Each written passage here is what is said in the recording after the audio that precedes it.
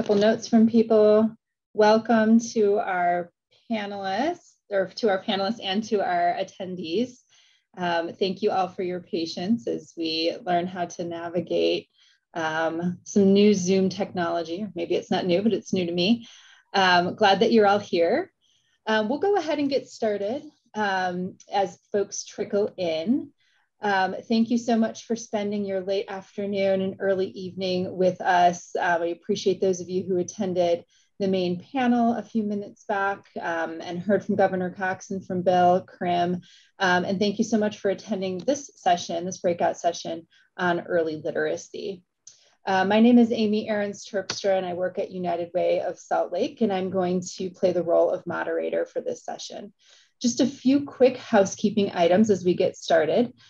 Please note that all of the panel recordings, including the main session, are going to be recorded and they'll be posted on uw.org/events. And that'll be helpful if you missed the last session, if you would like to revisit this, all the good content I'm sure we're to hear in this one. And you can also go back and listen to the other sessions that are running concurrently right now. Please use the Q&A box to submit your questions for the panel. I noticed some of you have found the chat, and thanks for saying hi there, but submit your questions for our panelists via that Q&A box, and we'll get to those a little bit later on in the panel. And then I would just like to note that one of our panelists, Senate President Stuart Adams, is just running a bit late this afternoon, so he'll be joining us as soon as he can. For the rest of our panelists, as I mentioned to you all, rather than me read your esteemed bios, I would love for you to introduce yourself in your own words. And as you do so, tell us a little bit about why this issue of early literacy is so important to you. So Representative Moss, I would love to go to you first, and then Flor will turn to you, and then Dr. Nye will end with your introduction. Well, thank you very much, Amy. I'm Carol Spackman Moss. I represent District 37 in the House. It's Holiday and Murray, a big section of each of those cities. And my professional background is education. I taught English at Olympus High for 33 years. And that being a teacher in public education is the issue that motivated me to run for office just over 20 years ago. And it continues to be a primary focus for me. I've worked on other things as well as everybody else does, the opioid epidemic, a lot of emphasis on that. But so many of the other things I work on relate to education in some way or another, you know, from poverty to, you know, drug abuse and inability to get health care and all of those things all center, and corrections. I'm on the appropriations committee for the prison and jails and courts.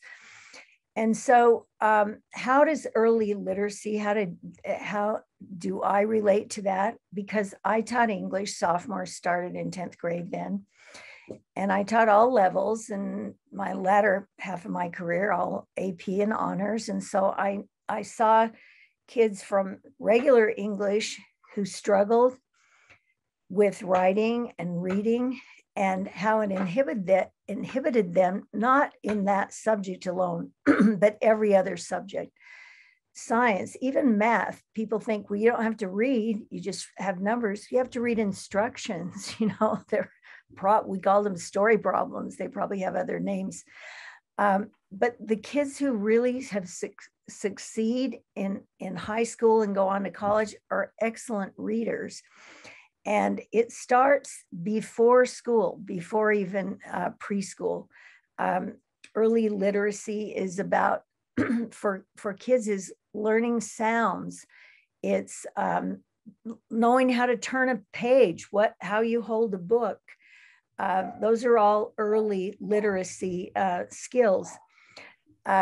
So what really needs to happen from, and I can elaborate on this later, from preschool, quality preschool, any kind of childcare, is that kids are being read to, they're listening to music, they're learning words to songs, they're having parents and daycare workers talk to them. I see many children, say in the mall, with strollers that have iPads connected to them. and they're just looking at things all the time. If you're out shopping with children, you ought to be telling them what things are at the grocery store. I used to do that. This is broccoli, this is cauliflower. There's so many ways we can teach kids early learning language skills. So I'll stop there, but just say the inability to read and read to grade level inhibits kids in so many ways, often the rest of their lives as adults in so many ways. Thank you so much, Representative Flor. Hi, everyone. My name is Flor Isabel. I am a parent here in Kearns. I have been parenting for almost 17 years now. I do have 4 kids. And I am also a grassroots organizer. I have been for 2 years, which has kind of helped me be more engaged or involved in these conversations with my community members as well. Something that I'll also talk about later on, but that's kind of also what added on to my passion and, you know, why I believe early literacy is important. And because for me, additionally to skills gaining that children get, it's about that bonding moment when they are learning how to flip the page, and the relationships that you build when you're connecting with a book and your child. So that's why for me, early literacy is very important.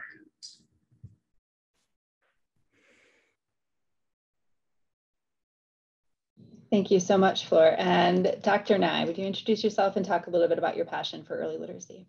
Certainly. Thank you, Amy, and good to be here. Grateful to the panelists, grateful for our guests as we discuss what is a critically important issue in public education for society at large, really.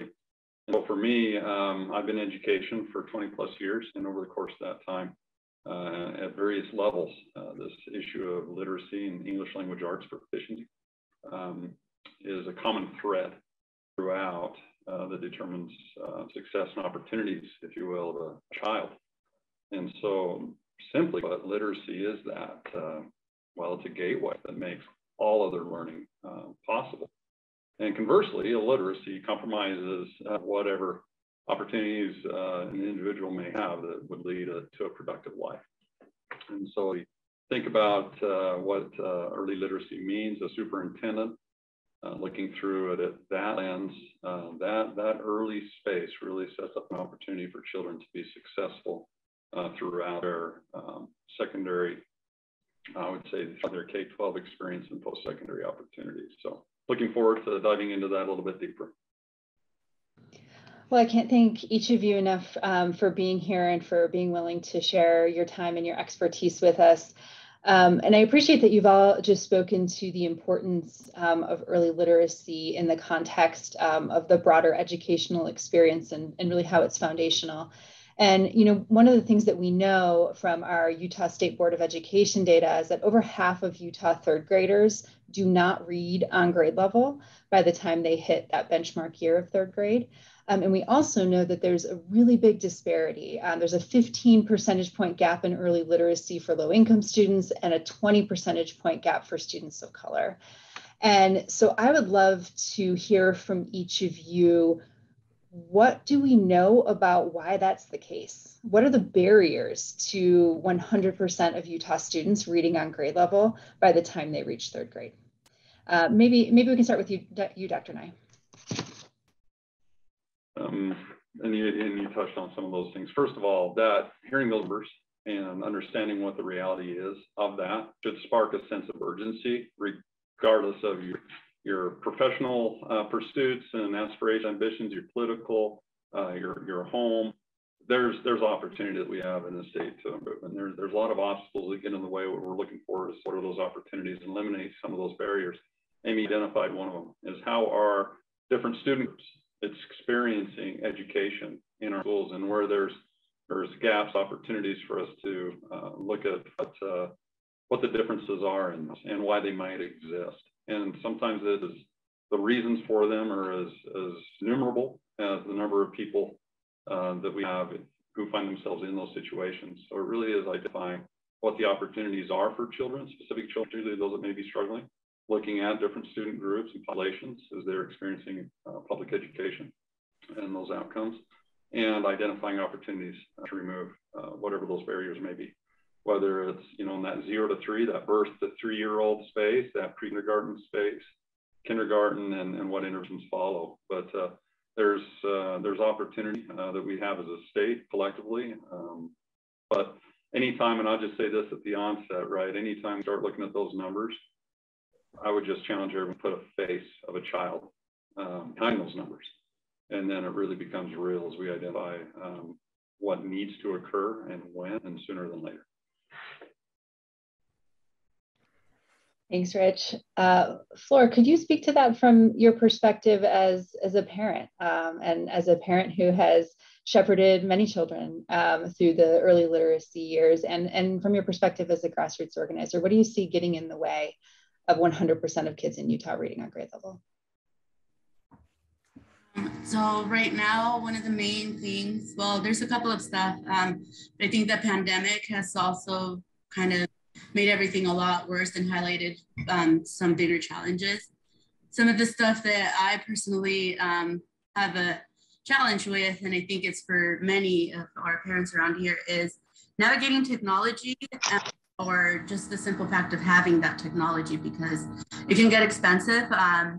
You know, it is something extra that you have to put in money to. And then when you have children at home and everyone's going digital, everyone wants to have their own reading device or something to be on. So that, with limited access to this printed material at home, additionally now, again, going back to the pandemic with things being closed, and previously with working parents, myself working, trying to make it to go get that material and bring it home, that's another challenge. Some of the things is also parents, some of us, we were raised differently, so we weren't taught the importance of this early literacy. So that would be another thing, as to education for parents is a big thing. And that's something that we did here as I was working with community members and asking questions related to their reading practice at home, you know, that this is something that they wanted to hear from. And I too, I would love to know, you know, what other stuff I could be doing, even now after 4 kids too, for to support my students learning at home. Thanks, Flor. Representative Moss, I'm wondering if you want to speak a little bit to this question, and also sort of what are your hopes for the 2022 legislative session, and how the legislature can help address some of these issues? I'd be happy to. One of the things you frequently hear in education world is that children up to 3rd grade are learning to read. From 3rd grade on, they're reading to learn. And when you see a gap, like you just said, at 53% don't read at grade level, that's setting those kids up for failure. And some of the causes, as you've mentioned, Flor, you talked about, you know, parents maybe in different cultures and not thinking about, you know, sitting down with your child every night to read, which I just thought everybody did. My children, I have 3 daughters. One's an English teacher, and they still laugh about the fact that I always read to them before they went to bed, or their dad did. And I'd often fall asleep while I was reading, because I had to be at school at 7:10 to teach, but I did it anyway. But it's that reading, it's that closeness, it's the bonding, it's the hearing language before you start identifying words. It's teaching kids letters, like recognizing the first letter of their name. But if this doesn't go on in the home, like I said, parents are working, and the days of grandma tending your kids while you work have long gone, you know, because grandma's working. We have to provide, this is where I'm going with this, I think quality preschool, that other session that's talking about all-day kindergarten, I think that's a huge goal that we should reach for. I know people, when I represented part of Midvale, when I was campaigning a few years ago in that area, and people told me they moved to Midvale so their kids could go to all-day kindergarten at Midvale Elementary. And it wasn't just to have, you know, caregivers while they worked. It was, they were learning so much more. And I think by kindergarten kids, and I think most kindergarten do work on literacy skills, and many kids can read by kindergarten, but this should be a goal all over the state. And Dr. Nye, when you were a superintendent in Ogden, my close friend and colleague who sadly passed away, Lou Shurtleff, that was when she came back to the legislature, that was one of her initiatives. And a lot of teachers from your district came down and taught, and there are a lot of kids in low income areas in Ogden, and how those teachers just was so compelling about what they could do with kids if they had them for a few more hours. So I'd like to see that to be a goal. We do have some schools. We also have that Upstart program, which is a nice supplement, you know, through providing computers to families, laptops. But here's one more thing I'd like to say. How many kids even see their parents reading a book these days? You know, yes, we read on, you know, Kindle and so on and online. But do they ever see them holding a book or a magazine or a newspaper? Not as much. So that would be my goal and my priority, to get all-day kindergarten. Amy, if I may just speak to a couple legislative efforts, I really appreciate this question because it identifies what is a partnership to address this issue. And I think it starts with that acknowledgement, right? That it's not any one sector. Clearly, K-12 education, public education plays a tremendous role in that. But we have fantastic legislative partners to help us prioritize that.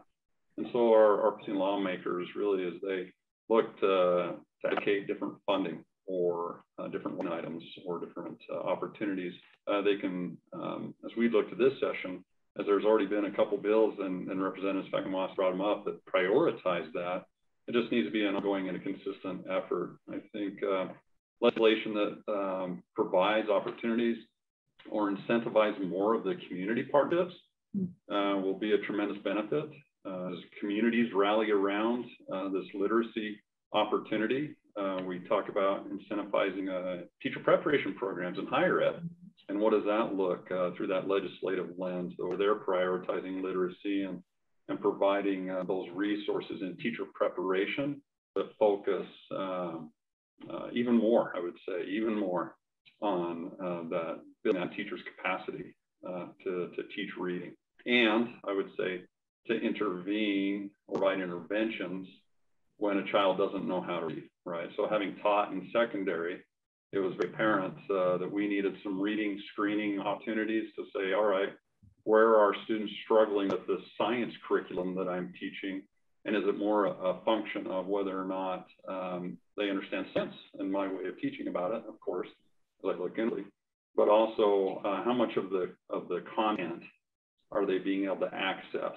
And so what do those professional learning opportunities look like? Not only those in that pre-K3 space with our teachers, but what does it also look like for secondary? But given this is early literacy, I think the legislature has in the past, and will be very beneficial as we continue in the future to identify opportunities, resources, funding to grow teachers in their capacity to address this issue also. So I'm looking forward to this session, as there's a few bills already that are targeting that. Amy, do you mind if I talk about a partner, United Way, something they're doing? A good friend of mine, was an award-winning teacher, Patty White, is now the school network director for United Way. And she told me today that at East High, they're supporting United Way, an innovative intervention for reading. And it's a program called Lexia Power Up. It's a literacy computer program. And it tests students and gives them lessons on their level. And then the school will have a reading teacher in charge of helping students who need help and aren't getting it. So they'll do the work online and check in weekly with the teacher. And I mean, a lot of kids at East High and a lot of schools are immigrants. They're refugees. They're English second language. And so they're behind for those reasons. And it's really imperative that we help kids get caught up for whatever reason. If they reach high school and still can't read, you know, they didn't have the early literacy programs. What are we going to do? We can't afford a lot of reading teachers for high school. But this sounds like something, I mean, they're trying to be creative. and partners like United Way. And that's what we need, that kind of creative thinking about how we can serve kids and try to bring up that level, because they, as Dr. Nye said, they can't do science, they can't read social studies, any class that requires reading, even technical classes where you're learning, you know, hands-on skills, you have to read instructions, or you watch a YouTube video, which I do sometimes. You're all bringing up a lot of really fantastic issues that are related to this reality of improving early learning. And I want to try to touch on a few of them in turn. So Dr. Nye and Flor, you both have experience with community schools. Dr. Nye, you have them in Ogden. There's many in your district now in Granite. Flor, I believe some of your children have gone to some of the community schools in the Kearns area. It might not be apparent to some people why community schools can help with early literacy. And so I'm wondering if one or both of you could paint a picture for why that partnership approach, that community approach that you painted a picture of, Dr. Nye, is so important in the context of improving early literacy. Yeah, I'll share. So, like I mentioned, I'm a grassroots organizer and I get to lead on research projects with my community. And on one of these research projects that I was working on, I got to actually partner with West Kearns Elementary here, who was, the principal was actually very interested in learning from parents as to what their reading practice did look like when they were talking about pushing for more support at the school with this. So because of their interest, I was able to go out and interview Spanish-speaking community members, parents of the school. And I learned with that there was a challenge. This was just last year, because of the language barrier, as it was just previously mentioned, because Spanish-speaking caregivers don't understand, first of all, like why we should be reading at home when they've already done it at the school, and additionally don't know how to read with their students an English book when they know Spanish and limited English. But because of that partnership with the school, they also shared findings to previous research. This is around the second language acquisition theory, which states that children can learn to read in their native language. So they can start learning in Spanish and then still obtain those skills that ultimately get transferred on the second language or other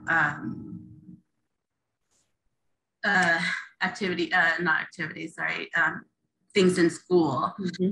So it does support them as they're learning later on if they start in Spanish. With all that said, we did set up a free little library outside of the school that the community members can access at any time, 24/7. And it houses Spanish books and bilingual books for the community to have access to those books when school is closed.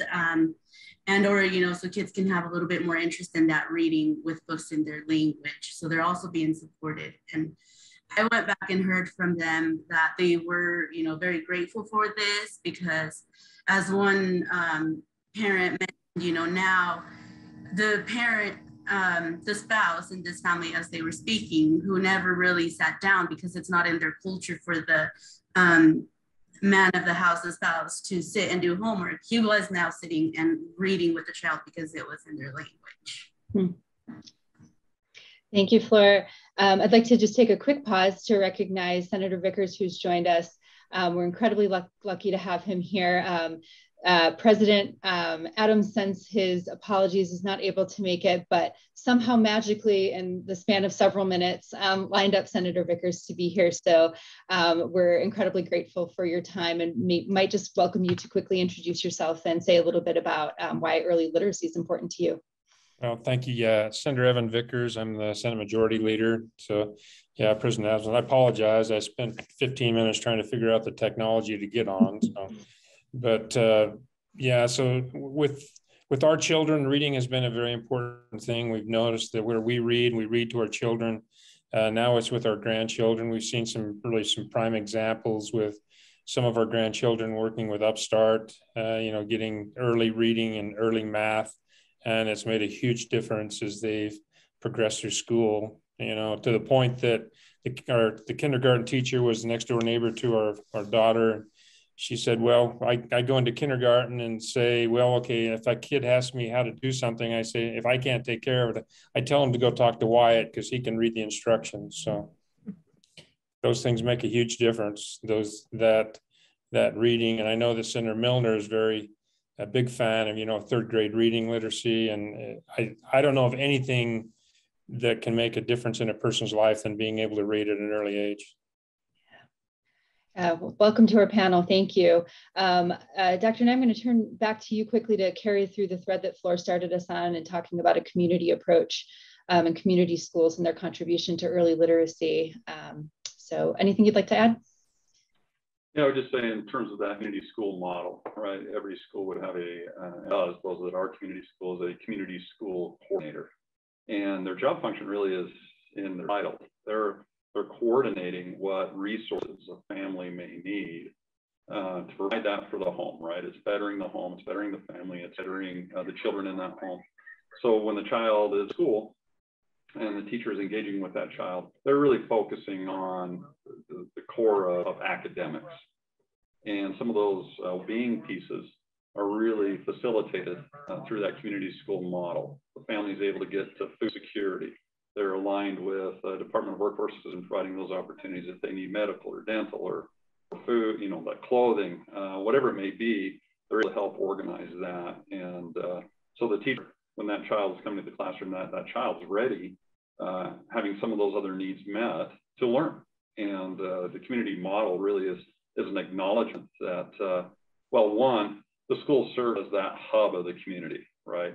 Parents with children, they all come there every single day of that school year and several times during the summer, but they're already coming that way. And so it's an acknowledgement that for the conditions to improve on multiple levels, it really is a multifaceted approach to address many needs, one of which happens to be education. So think about the social determinants of health that we sometimes talk about. Education's a piece, but you have housing stability, food security, and health and mental health resources, substance abuse. All that goes into what does it mean to create the conditions, sometimes that occur outside the school. All of the issues that come to the school or across the school's threshold didn't originate there, but because everyone's coming there, they will be connected to those resources. So a teacher in that space, an administrator, social worker, all that are working together to provide for the needs of the student.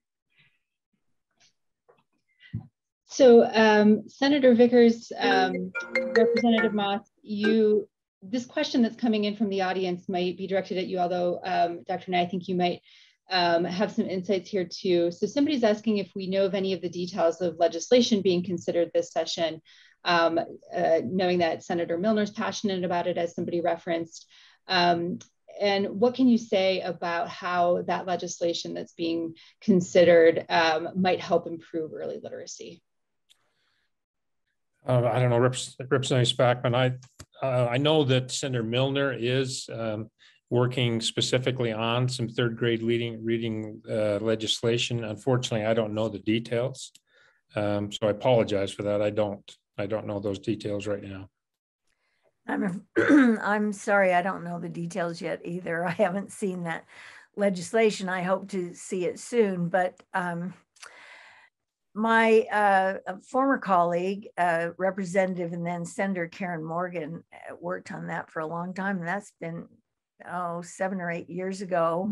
I just don't understand why we don't make more progress. It's that she even helped start the University of Utah Reading Clinic, where parents could take their kids and get diagnosed.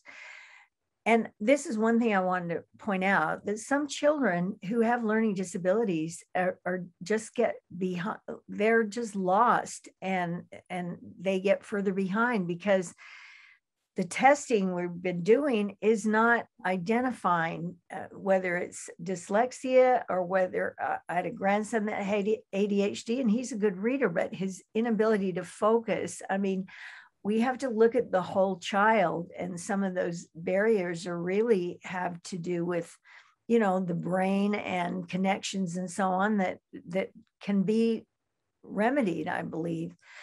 So if we only had money for some of those experts to work more with kids that do have those kind of barriers.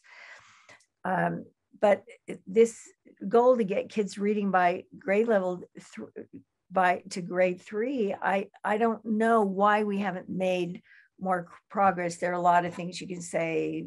Class sizes are large. We need more, you know, reading coaches, literacy specialists. I don't have the answer, but it really does take money, and it takes having more specialists. And when I saw a couple of things in questions like, why isn't it working?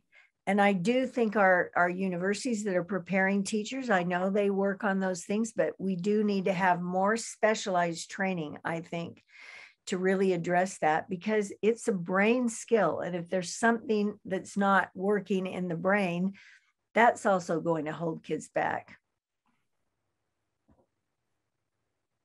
You know, like Representative Spackman Moss said, like Carol said, sorry, Carol, it's a lot easier to say Carol than Call me Carol, Evan. We've known each other a long time. But it does take money, but you've got to put the money in the right place. And I think that there's multiple sources that we could put money in that can help with that and target, because, you know, one program may reach a certain population. You know, having money within the school system as a whole is going to be valuable, but there's also some other sources. So I know that as Senator Milner works through that, and I think it's Representative Moss, Jefferson Moss, that I think she's working with. I'm not positive on that, but I think that's the case. Then as they work through that and look at recommendations, I think you'll see recommendations for some money put in a number of different places. Dr. Nye, you're running one of the largest school districts in the state. Where would you like to see the legislature invest in the ways that our panelists are describing here? First of all, I would agree, and I would say for Senator Milner, she has been very inclusive in terms of building a work group, right? With multiple perspectives, some district perspectives, or school perspectives, community partners perspectives. And there is something, and I'll just bring up here as I answer those things we would like to see is these pieces of legislation get passed that really take that more holistic approach, right? So Carrie Wright, she's the state superintendent of public instruction in Mississippi, a dear friend of mine. I talked with her about their journey as they prioritized early literacy, and it really was a partnership approach from their state board, that state office of education that they have, the legislature, higher education, certainly districts and schools, the charters that they have. And they're like, okay, and community apps, how are we going to prioritize this? What does it look like in every aspect across those partners? And what needs to be true for us to realize greater increases of performance for our students?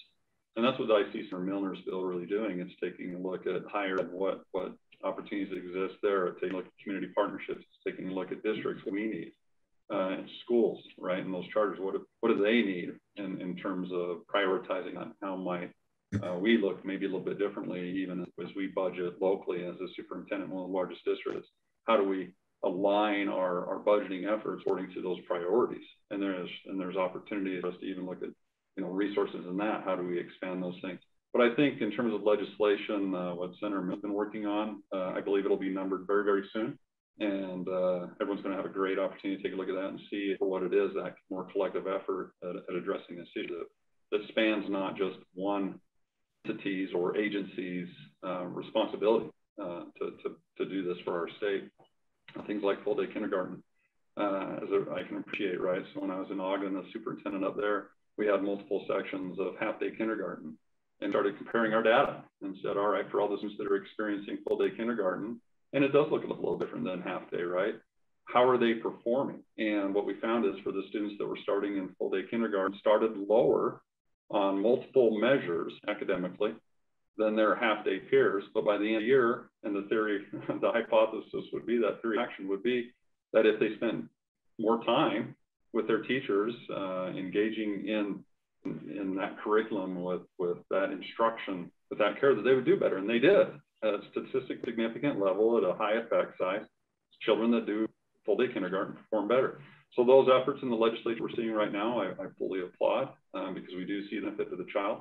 But that also needs to be followed with first grade, second grade, third grade, high quality education for the student. And so those professional learning opportunities for teachers are critical. A lot of science of reading research has come out of late that really has us thinking a little differently in terms of how students learn to read. And there's a tremendous opportunity there. We're at a pivotal moment, and we ought to strike while they aren't taught with this opportunity collectively. Could I just say here what I've been thinking of, and I saw this on the Q&A, somebody saying that kids don't all have, access to broadband and, these computer programs we talk about. Yes, there are a lot of programs out there to assist with reading. But there is no substitute for a quality teacher teaching those first graders or kindergartners. I've sat in classes, I think they're miracle workers. To see them bring those kids together to drill on phonics and sounds and engage kids and in person, there is no substitute for that. What they're able to do and bring kids to read and love books is magic. I mean, it's science, but it's that engagement with a human being. So yes, I think some of those computer programs they're nice to have in a way. They're a good supplement, but they're not a substitute for a well-trained teacher. Speaking of magic, somebody asked a question about Dolly Parton and her imagination library. And I hope you all think Dolly Parton's as magical as I do. I do. And so the question here is really about if Utah would consider investing in a program to develop a love of reading before kids even enter school. And I might even broaden that to circle back to a theme that came up a little bit earlier around just the importance of having books in the home. Mm-hmm. And Flor, I know you've done some work in this area. Rich, I know we've been talking about this some with you.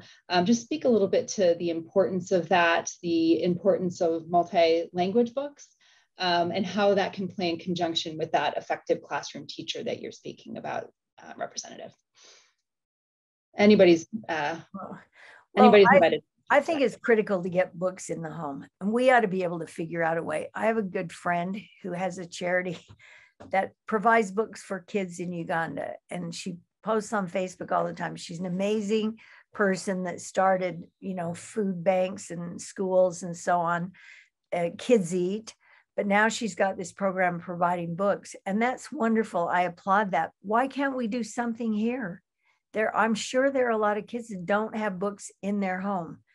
And as you say, Flor, I'm glad you brought this up, that if a dad only reads Spanish, he should be reading books in Spanish to his kids, but they can still learn English at the same time. But it's the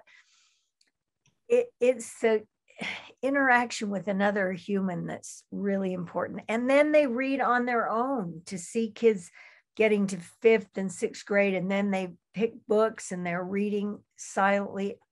That was my world growing up. And so we could do that here. Yeah, I'll speak to this. So personally, I really do love having a book around. Like I mentioned before, it's hard and expensive to kind of keep all these devices to keep all the children happy. And I personally, as a parent, I've never liked having my children just sit there and be on a device. I rather them doing an assignment, on actual paper, grabbing that pencil. I also believe some of my children may have even forgotten how to write at this point because it's all on the computer and devices. So definitely love and see a huge importance for these material at home. But I'll just add to that for myself, with books is how I was connecting with my children. Now that we've moved on to like more of a digital world. Everything has to do with technology. For me, I struggle navigating technology. So it's hard to sit down with my child to read their Kindle or whatever that book thing is called. So I'd rather grab a book and have a book at home. Also, children do learn to connect with others.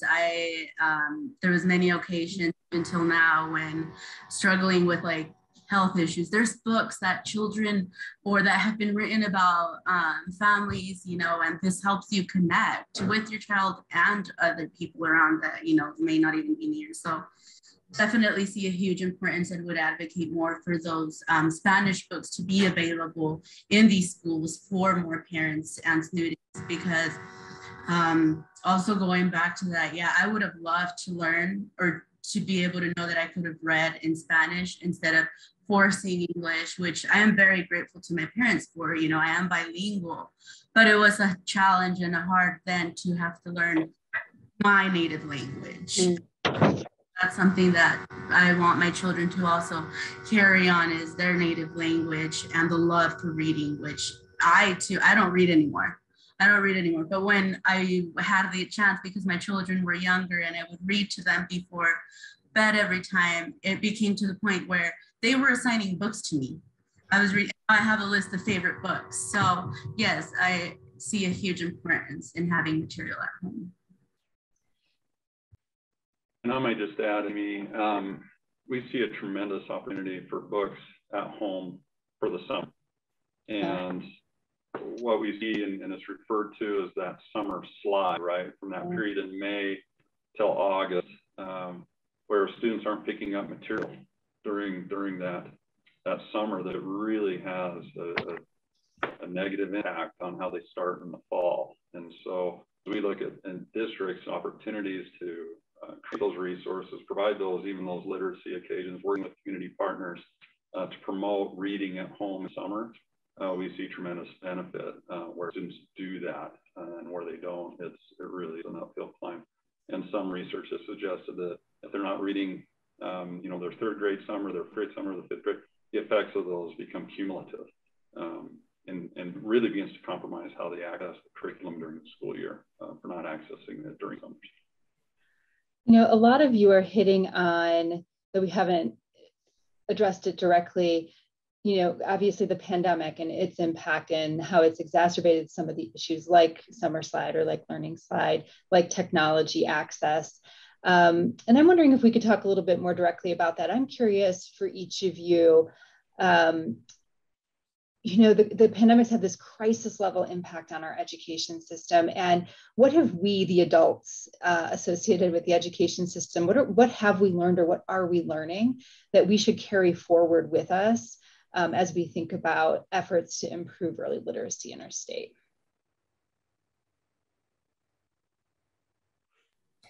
Well, I just say that technology is a tool, and it's a tool that we should use.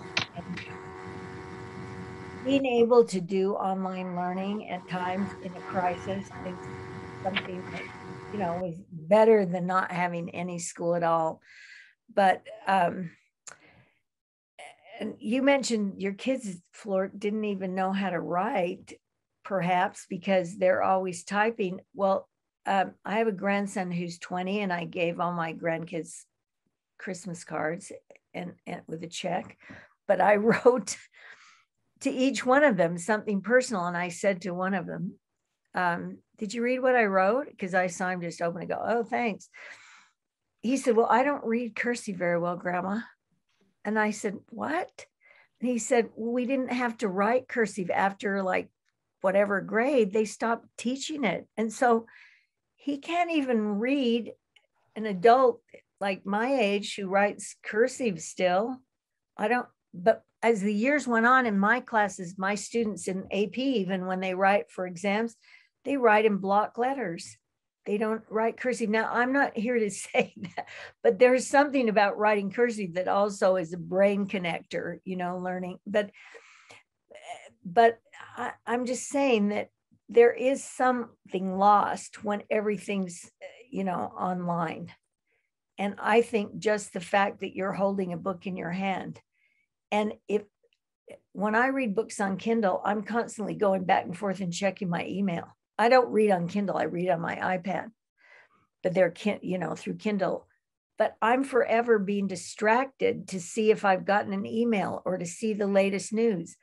When I read a book or read one, still a hardback, or paperback, I'm immersed in the words and the language in the book. And I think kids are losing that. There's a lack of attention span that's come with technology. That's one downside, but I'm immersed in technology. You have to be to survive today, and what I do, certainly. And like you said before, it's not an either or, it's a both and. We need technology combined with amazing, great in-classroom experiences and that guidance of a really skilled teacher. How about for you, Dr. Nye, any lessons that you're taking with you from the pandemic that we want to make sure we hold to as we think about our future? Yeah, and part of it is the fact that we will experience the effects of this pandemic for years and years to come. Meaning, as we're looking into 2 years, the third graders this year have really had different disruptions or compromises, right, to their learning, and there's different learning gaps associated with that. And so as we move forward, there will be even a greater need for what does that more personalized educational experience look like for children. And it's opportunities because they have all experienced it just a little bit differently. And when our approach to solving all those issues, not only for them, but for the generation follow, as we learn from this experience, is to really take a look and understand what our children need, and rather than looking at a one-size-fits-all approach, being very targeted in our efforts to do that. I would say as we continue forward, some of the takeaways that we're looking at is what are some of those very specific things that we've learned when it comes to the presentation material. How does digital devices factor into this digital age? And it's been brought up here is where is that balance? An over-reliance on technology could hamper some things, but at the same time, this has been the mother of acceleration in the use of technology, right? And so I still think we have some lessons to learn there, and ought to think very carefully about its use in the future. And I would say our takeaways as we move forward is rethinking perhaps even the delivery of instruction as we look at ourselves as educators and identifying what opportunities exist to rethink that as well. Meaning and if I'm just going to be blunt, we started with some of that data to begin with. Even pre-pandemic, there was a struggle there for student performance. And I don't want to see a quick return or run back to what has been, other than to say what has been more beneficial and how might we double down on those efforts. So I still think there's opportunity to identify what does it mean as we move forward into the future based on, and again, those data points, and again, looking at data through the lens, seeing a child's face, and really identifying what's working well, what's not, and how might it be different moving forward. So there's still opportunity to define that in the near future, and I would say the long term as well. Yeah. Flor, how about from your parent perspective? What are you taking away as, I don't want to say after the pandemic, because here we are in the midst of a massive surge, but what's sticking with you when you think about literacy and efforts to get 100% of Utah kids reading on grade level? So both as a parent, as an organizer, the main thing that I've learned and something that I would like to keep very present moving forward is the importance of asking parents what we need, because there are a lot of stuff that, is already highlighted in what challenges or gaps exist, but just asking parents to really speak up and inform, of what our needs are, gaps, challenges, in order to get that support needed. Thanks, Flor. we're coming up to near the end of our time, and we've heard so many wonderful ideas today. Flor just highlighted the importance of that family engagement and really asking parents what they want and need. You all have been really focused on the importance of those print materials and books for students. We've talked about teacher preparation. We've talked about a community approach in providing multifaceted services in a school context as a precondition for learning. We've talked about the importance of teacher and literacy coaches, really, providing that professional development to educators. We talked about full day kindergarten, preschool, the compounding effects of those early years to make sure kids are showing up ready to learn. And all of those things are important, and they give me hope to hear you all talk about them. And I'm really mindful that those are things that we're going to chip away at as a state, hopefully in quick, with some urgency, as somebody said earlier, but it might take a few years to get some of those things all in place. And like I've mentioned, this is really a crisis moment for our education system. And Dr. Nye, you and I have spoken a little bit about sort of what the system and what schools and what teachers are going through right now. And, you have an audience here of a couple dozen people, some more folks who might watch this online. What would you say to them about what they can do specifically now in this moment to help our teachers, to help our students, and to really help have that community-wide approach to education in the here and now? I would say one, by way of invitation, right? I would pose the question, what have you in the past done as it pertains to engaging with public education, and what opportunities exist for you specifically to engage? Is that volunteering in the schools? Is that working some community events? Is that substituting in your school, right? As we're engaging in the substitute shortage among everything we need. We need these caring adults. And I would say teachers know they're doing a good job. They really are doing their very, very best. And they need our support. These are long days. They're hard days. They're trying to adjust challenges. And I would say this, and I said it on multiple platforms, but it's worth repeating because it is a core value of mine. I just hope that people understand that outside of that home, that child's home, that immediate family, I dare say no one loves the child, wants to see the success of that child more than the educators that are in their lives. And that's where education has always been an emotionally charged profession, but it's more so now because we see some of the effects as they're becoming kids. So please reach out, be generous with compliments, offering not just the compliments, but shows of support. What actions can be taken that you would be able to deliver personally to lift up that educator and show that support. And I am confident, as has been said, that, as much as challenging as an experience, stretch us, test us, try us, I'm looking forward to who we become for having had the experience on the side.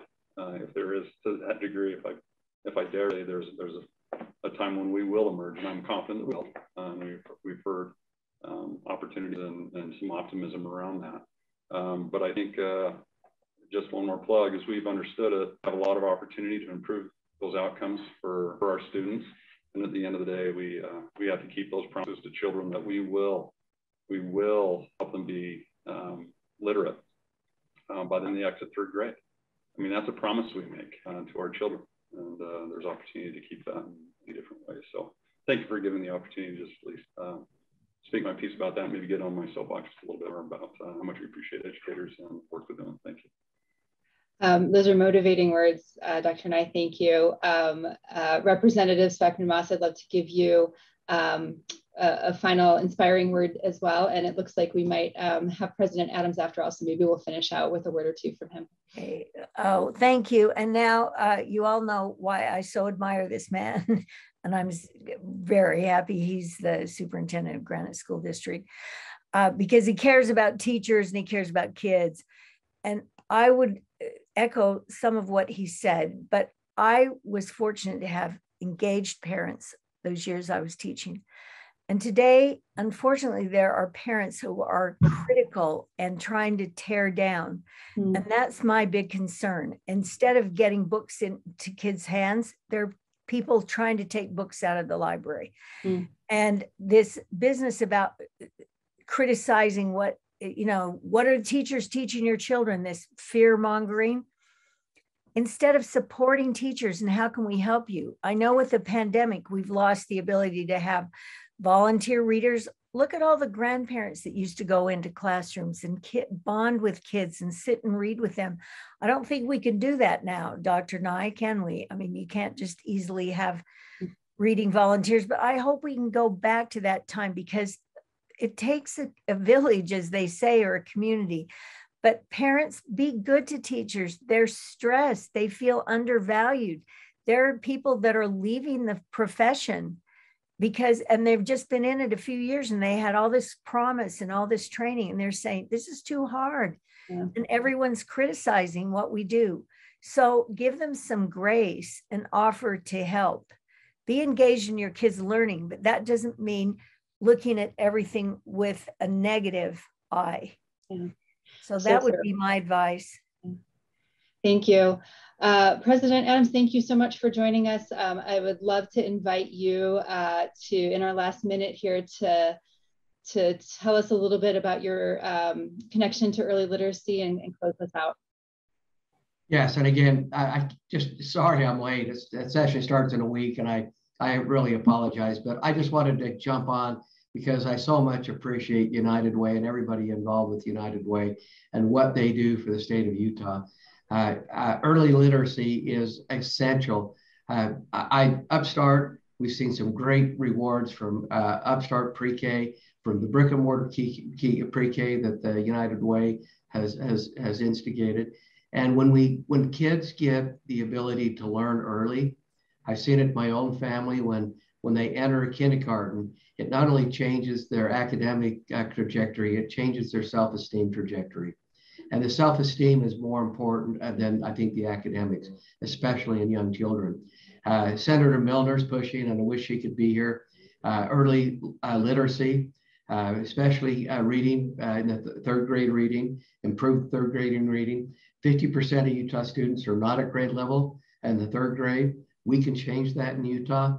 And Senator, we don't have time to talk about what Senator Milner is doing, but she's amazing, and she'll be passing legislation that will help, and funding to help the third grade literacy effort. And nothing could be more important, and appreciate what United Way does. And I could go on for 10 minutes, but we don't have it. So I wish we had more time. Thank you so much for joining us and giving us those words to wrap us up, President Adams. And thank you so much to all of our panelists today. Thank you for your time, your expertise, and your passion. And we're really looking forward to watching this session and cheering on and supporting and advocating for legislation that supports early literacy in our state. I hope you all have a wonderful evening. Take care. Thank you. And thank you for the invitation to be here. Thank Bye, you. everybody. Appreciate all you do. Okay, thank you. Bye.